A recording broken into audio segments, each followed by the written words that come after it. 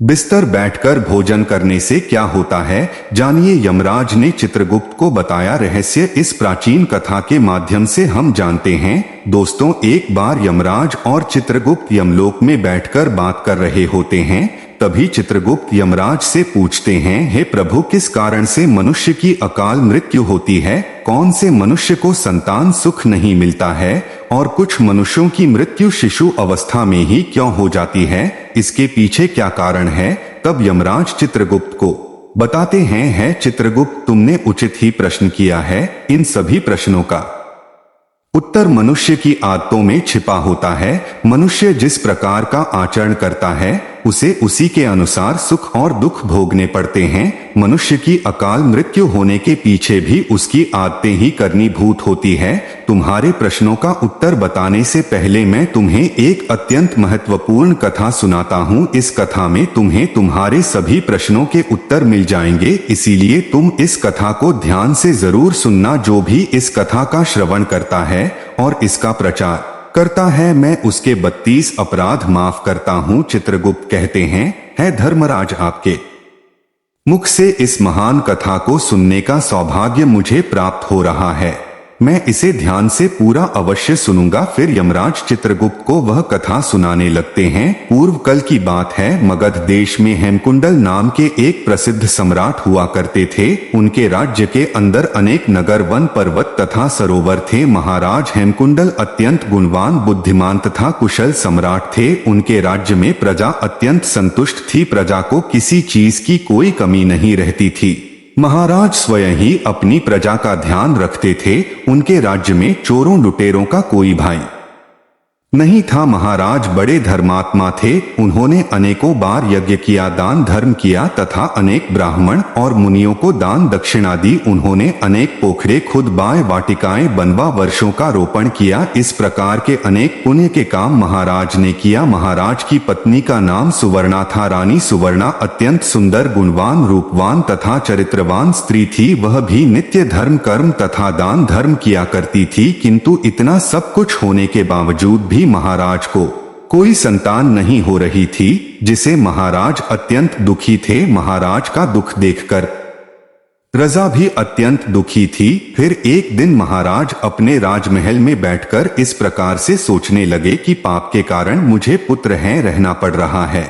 मैंने ऐसा कौन सा पाप किया है जो मुझे इतना बड़ा दंड मिल रहा है? अब मेरी इस समस्या का हल केवल मुनि वशिष्ठ जी ही कर सकते हैं। इसीलिए मैं उनके पास जाकर इस समस्या के लिए उपाय मांगता हूँ। फिर महाराज अपने रथ में बैठकर मुनि वशिष्ठ जी के आश्रम पर जाते हैं।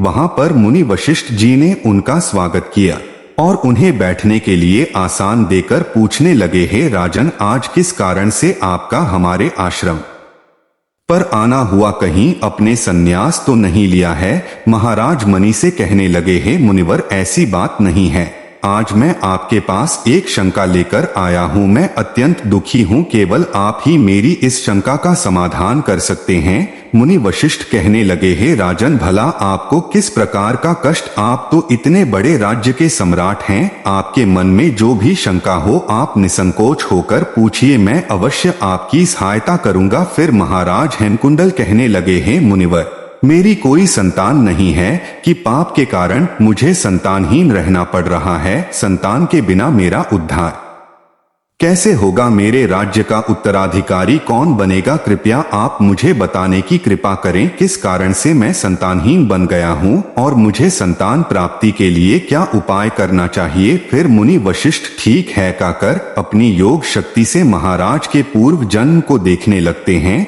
और महाराज से कहते हैं, है राजन, आपको संतान सुख न मिलने का कारण आपके द्वारा पिछले जन्म में किया हुआ पाप है। पिछले जन्म में आप एक शिकारी थे जो वन में रहकर शिकार करके अपना गुजारा चलाया करता था। फिर एक दिन आप वन में शिकार के लिए निकले थे। उसी स्थान पर एक गाय अपने बछड़े को दूध पिला रही थी। किंतु आपके द्वारा अनजाने में ही उसे गाय को बाध लगा और वह गए घायल हो गई। उसे गाय को घायल करने के कारण ही इस जन्म में आपको पुत्रहीन होने का श्राप मिला है।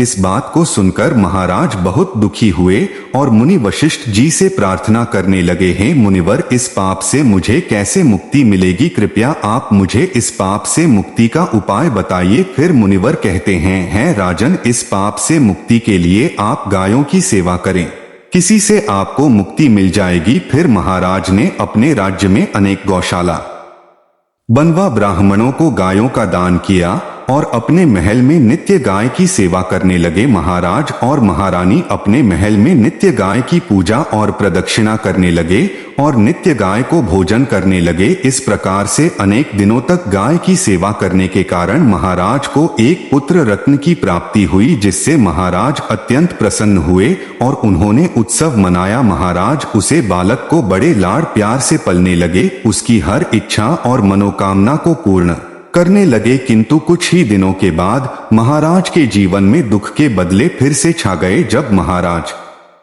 का वह पुत्र 16 वर्ष का हुआ तो अचानक एक भयानक रोग के कारण उनके पुत्र की मृत्यु हो गई। पुत्र की मृत्यु से महाराज शोक में डूब गए और सब कुछ छोड़कर वन में महाराज वशिष्ठ जी के आश्रम पर पहुंच गए। वहां पर जाने के बाद मुनि ने महाराज से पूछा है, राजन किस कारण से आप शक में डूब गए हैं। वशिष्ठ जी ने अपनी दिव्य दृष्टि से सब कुछ देख लिया और महाराज को उनके पुत्र की अल्पायु में मृत्यु होने का कारण बताने लगे हैं। राजन, आपको पुण्य के कारण पुत्र की प्राप्ति तो अवश्य हुई है, किंतु आपके पुत्र के दुर्व्यवहार के कारण ही उसे अल्पायु में मृत्यु का सामना करना पड़ा है। आपके पुत्र ने सदैव ही बिना स्नान किए बिस्तर पर बैठकर भोजन किया है। जो मनुष्य बिना स्नान किया भोजन करता है उसकी आयु क्षीण हो जाती है। जो बिस्तर पर बैठकर भोजन करता है उसके शरीर में रोग आदि उत्पन्न होते हैं और वह भी अकाल मृत्यु को प्राप्त होता है। इस प्रकार के वचन सुनकर महाराज अत्यंत दुखी हुए और वहीं पर रहकर मुनि की सेवा करने लगे। फिर उन्होंने अपने भांजे को अपने राज्य का कारभार सौंप दिया और वन में ही बैठकर तपस्या करने लगे। यमराज कहते हैं चित्रगुप्त, मनुष्य को हमेशा अपने 5 अंगों को साफ करके ही भोजन करना चाहिए, दोनों पैरों को तथा दोनों हाथों को, और अपने मुख को जल्द से अच्छी तरह से स्वच्छ करके ही भोजन करना उचित होता है। इससे मनुष्य के शरीर से रोग दूर रहते हैं और दीर्घायु बन जाता है। यमराज कहते हैं भोजन शुरू करने से पूर्व उसे भोजन के लिए भगवान को धन्यवाद देना चाहिए और संसार के समस्त रानियों को भोजन प्रदान करने की प्रार्थना करनी चाहिए। इस प्रकार से अन्य देवता को प्रणाम करके भोजन करने से मनुष्य को कोई पाप नहीं लगता है। यमराज कहते हैं जमीन पर बैठकर भोजन करना ही श्रेष्ठ होता है। बिस्तर पर बैठकर भोजन करने से मनुष्य के शरीर में रोग उत्पन्न होते हैं और उसकी आयु कम हो जाती है। शास्त्र कहते हैं कि दहलीज पर बैठकर भी भोजन नहीं करना चाहिए। यमराज कहते हैं 3 प्रकार का भोजन मनुष्य को नहीं करना चाहिए।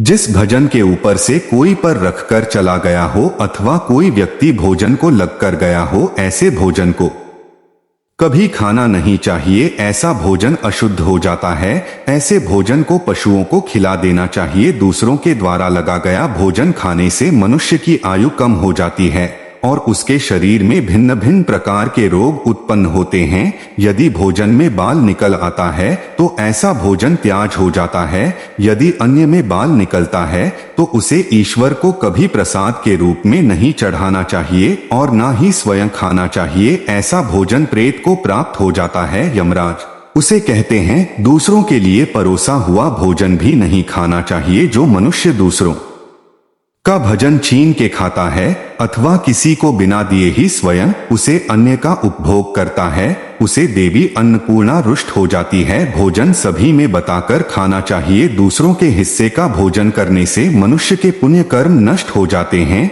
शास्त्रों के अनुसार दिन के समय में मनुष्य को उत्तर की ओर मुख करके मल मूत्र का त्याग करना चाहिए। यदि रात्रि के समय मल मूत्र का त्याग करना हो तो दक्षिण की ओर मुख करके करना चाहिए। मल मूत्र का त्याग करते समय हमेशा अपने सर को ढक कर रखना चाहिए। किसी भी पेड़ के नीचे, कुएं के पास, नदी के किनारे के पास, गौशाला के पास, देव मंदिर, अग्नि के पास तथा शमशान भूमि के पास कभी मल मूत्र का त्याग नहीं करना चाहिए। शास्त्रों में कहा गया है, खड़े होकर भी मल मूत्र का त्याग नहीं करना चाहिए, इससे शरीर में रोग और विकार निर्माण होते हैं। इसके साथ ही पूरी तरह से निर्वस्त्र होकर भी मल मूत्र का त्याग नहीं करना चाहिए। चलते चलते कभी पेशाब नहीं करना चाहिए, इससे जीवन में दुर्भाग्य आता है। जूते पहनकर, छाता लगाकर भी मल मूत्र का त्याग करना अनुचित माना जाता है। कभी भी किसी स्त्री गुरुदेव का मंदिर और पानी की तरफ मुख करके आकाश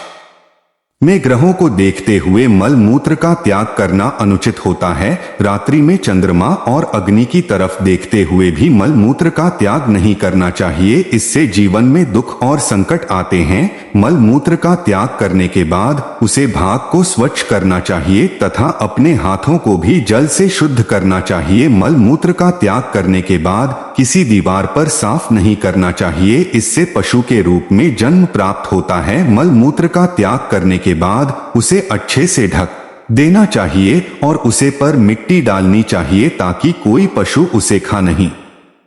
यमराज कहते हैं, मनुष्य को कभी निर्वस्त्र होकर स्नान नहीं करना चाहिए, इससे पितृदेव रुष्ट हो जाते हैं। पितृदेव रुष्ट हो जाने पर मनुष्य अपना सब कुछ खो बैठता है। इस प्रकार से यमराज ने चित्रगुप्त को मनुष्य के आचार विचार तथा अच्छी और बुरी आदतों के संबंध में महत्वपूर्ण ज्ञान दिया है। वह अत्यंत महत्वपूर्ण है। उम्मीद है आपको यह जानकारी अच्छी लगी होगी। वीडियो को लाइक जरूर करें। ऐसी ही आध्यात्मिक जानकारी वाले वीडियो देखने के लिए चैनल को सब्सक्राइब करें और कमेंट में जय श्री कृष्णा अवश्य लिखें। आप सभी का धन्यवाद।